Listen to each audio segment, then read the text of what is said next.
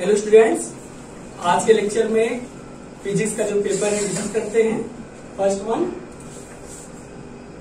One में hydrogen atom के लिए जो एनर्जी है, टोटल एनर्जी वो है -13.6 इलेक्ट्रॉन वोल्ट। तो काइनेटिक एनर्जी फाइंड आउट करनी है।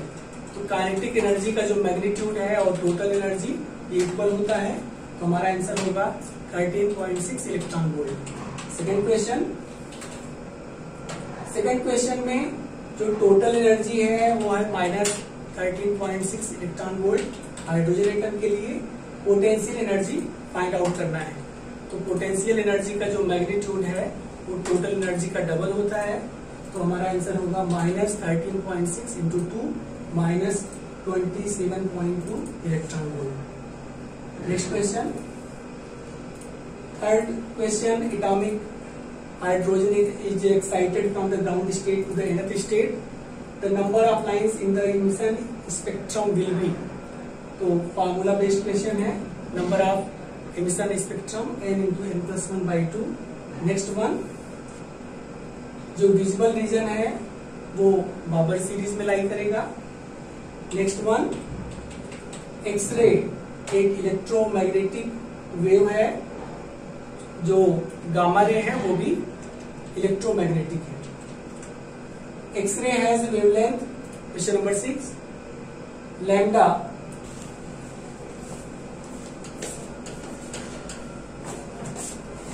Is equal to 0.010 angstrom. It's momentum, तो P इज इक्वल टू h/लैम्डा। h प्लैंक कांस्टेंट है, तो मोमेंटम की जो वैल्यू है वो हम लोग यहां से फाइंड आउट कर सकते हैं। Next question, x ray of lambda 1 angstrom and frequency find out करना है। C is equal to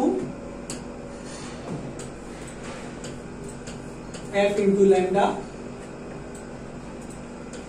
f is equal to c/लैम्डा। C की वैल्यू 3 इंटू 10⁸ लैम्डा की वैल्यू है एंगस्ट्रॉम में, इसको मीटर में कन्वर्ट करेंगे तो ये हो जाएगा 1 into 10⁻⁻10। Question number 8, simple Bohr model can not be directly applied to calculate the energy level with many electrons. This is because the electrons not being subject to a central force. Next one, shortest wavelength which can be obtained in hydrogen spectrum 1/λ is equal to R 1/n1² minus 1/n2²। Shortest wavelength के लिए n2 की जो value है वो infinite होगी और n1 की value 1। 1/λ is equal to R 1 - 0। यहां से lambda is equal to 1/R। Next one,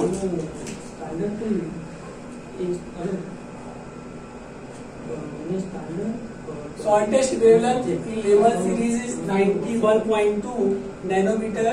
The longest wavelength of the series 1/λ is equal to R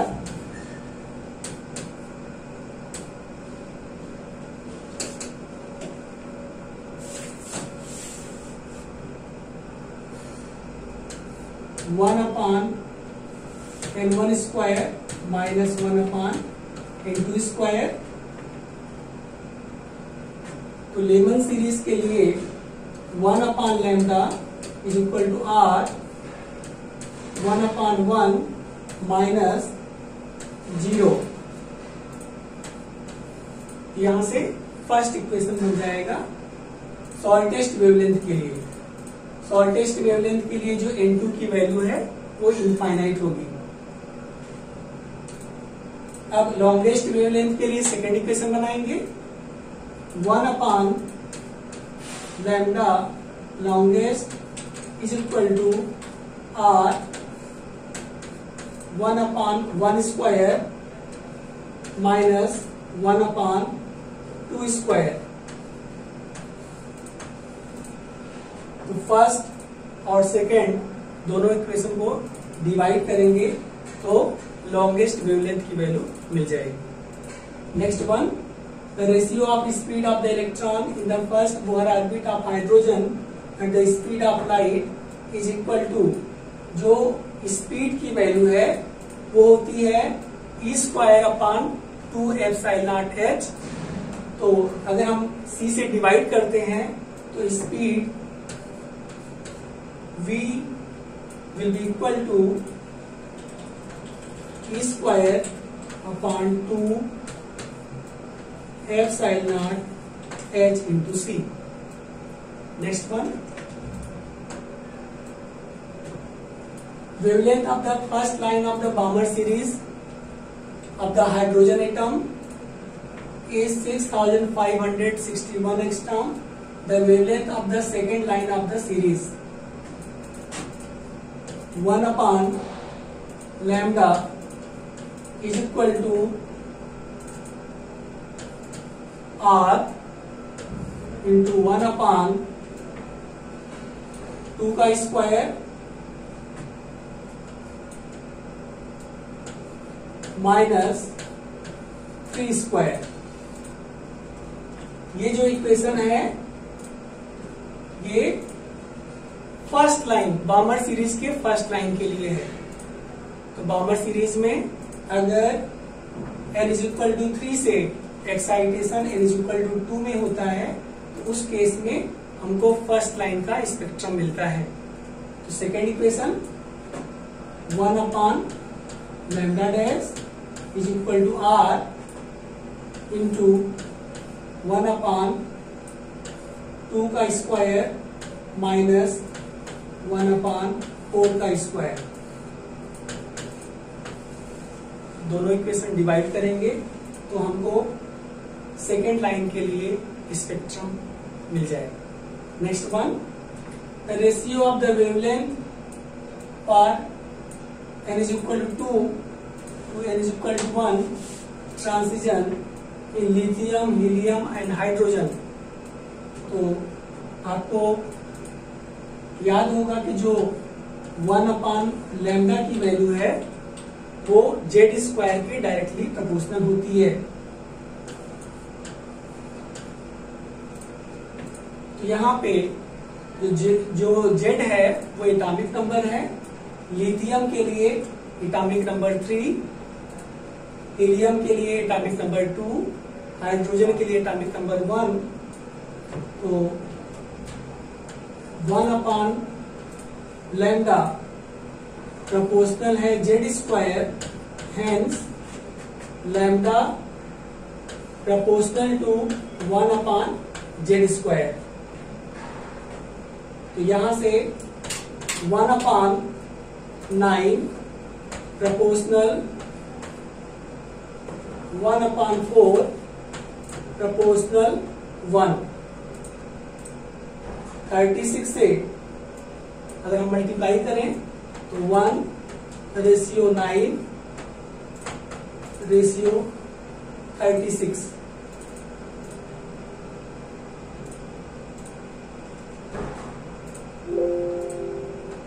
तो अगर यहाँ 36 से मल्टीप्लाई करते हैं तो 4 ratio 9 ratio 36। Next one, X-ray beam cannot be deflected by magnetic field as well as electric field because it is a electromagnetic. Next one, excitation energy of hydrogen like atom delta E is equal to 13.6 to Z square 1 upon L1 square minus 1 upon L2 square।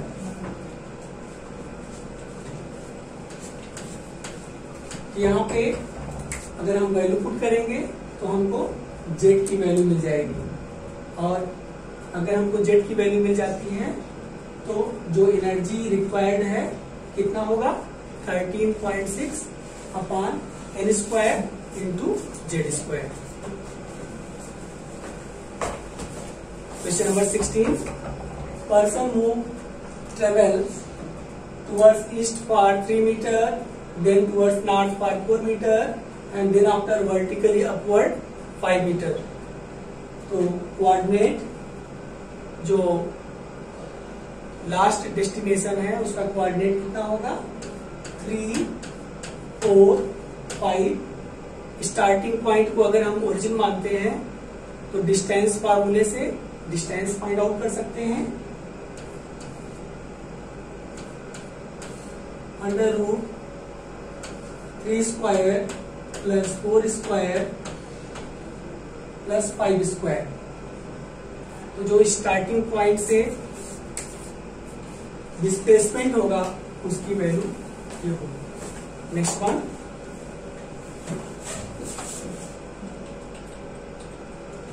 particle moves in a circle of radius r from A to B, the distance covered by the object।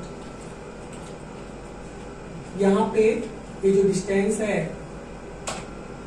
Arc length ये होगा 60 degree multiplied by r. 60 degree को radian में convert करेंगे π/3 into r. Next one, wheel of radius 1 metre,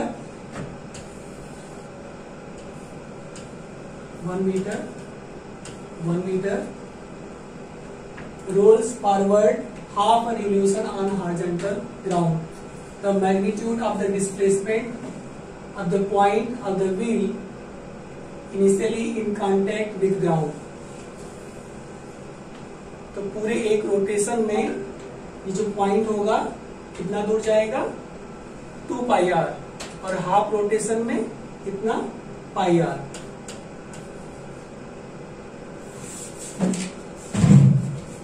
इस case में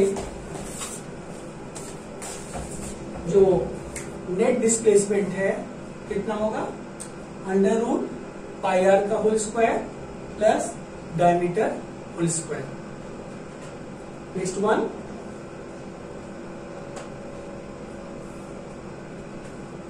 car has to cover the distance 60 kilometre.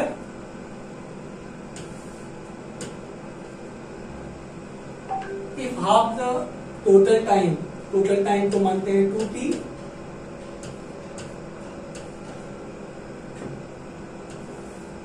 Distance जो 60 kilometre है इसमें हाफ टाइम तक के लिए जो स्पीड है वो कितनी है 80 किलोमीटर पर आवर, और जो रेस्ट पार्ट है उसके लिए जो स्पीड है वो कितनी है 40 kilometre per hour. Average speed is equal to total distance is equal to 60 upon total time 2t। तो यहां पे अगर इक्वेशन बनाएंगे distance is equal to 80 into t, distance is equal to 40 into t।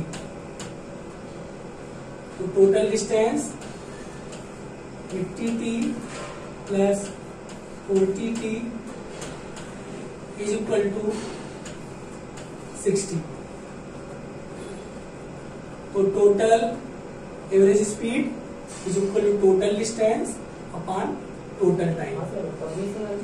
Next one, 150 metre long train is moving with uniform velocity 45 kilometre per our. तो सबसे पहले 45 kilometre per our को metre पर सेकंड में convert करेंगे। 45 into 5/18 time taken by the train to cross the bridge.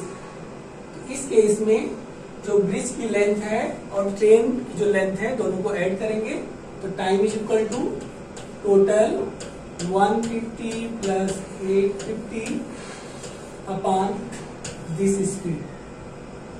Next one, displacement of particle starting from rest at t is equal to 0 is given as s is equal to 6 t square minus t cube. The time is second at which the particle will attain zero velocity. तो इस case में हम differentiate करेंगे कि v is equal to 12t minus 3t square, v की value 0, यहां से 12 minus 3t is equal to 0, t is equal to 4 second. Next one, y is running over a circular track with uniform speed, v is equal to 10 meter per second. What is the average velocity? Starting point यहाँ है, यहाँ से diametric opposite जो end है b point पे पहुंचता है. तो average velocity is equal to total displacement upon total time. Total displacement diameter के इक्वल होगा. This one is r, this one is r. Total displacement 2r upon total time. यहां से लेकर के यहां तक ये जो लेंथ है ये पाई आर के इक्वल होगा. तो t is equal to pi R upon v.